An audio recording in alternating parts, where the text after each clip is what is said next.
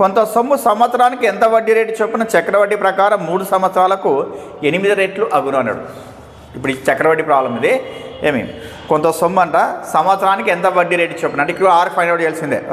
ఏమి మరి ఏమంట 3 సంవత్సరాలకి ఏమవుతుందట 8 రెట్లు అవుతుందట. సేమ్ అంతకుముందు మార్గనే పీ వచ్చేసి మనము 100 రూపాయలు అనుకున్నామంటే ఏమి టీ వచ్చేసి ఎన్ని సంవత్సరాలు ఇక్కడ 3 ఇయర్స్ అన్నాడు.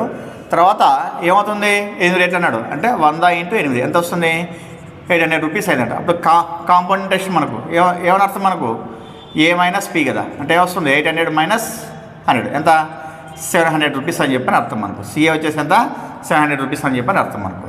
లేదంటే మనకు ఇప్పుడు ఏనే ఉంది ఈ ఏ ఈక్వల్ టు ఏం మనకు 800 కదా దీన్నే పే చేసుకొని తీసుకుందాం అనమాట. ఏ అంటే అర్థం ఏం మనకంటే ఫార్ములా మనకు P × 1 + r/100 whole to the power of n equal to ఏమి 800 కదా.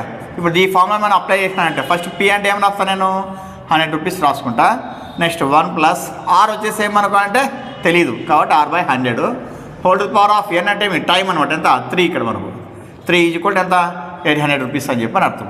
నెక్స్ట్ ఈ 2 zeros ఇక్కడ 2 zeros క్యాన్సిల్ చేసుకోవచ్చు మనం. తర్వాత ఇక్కడ ఎల్సిఎం వస్తుంది 100 వస్తుంది. నెక్స్ట్ 100 + r వస్తుంది. తర్వాత ఈ క్యూబ్ వచ్చేసి ఇటువైపు వస్తే ఏమొస్తుంది క్యూబ్ రూట్ ఆఫ్ 8 అనమాట. అంటే ఏమని రాసి దీన్ని మనము 100 + r/100 ఈక్వల్ ఏమని రాసుకోవచ్చు 2 క్యూబ్ అని చెప్పి రాయొచ్చు.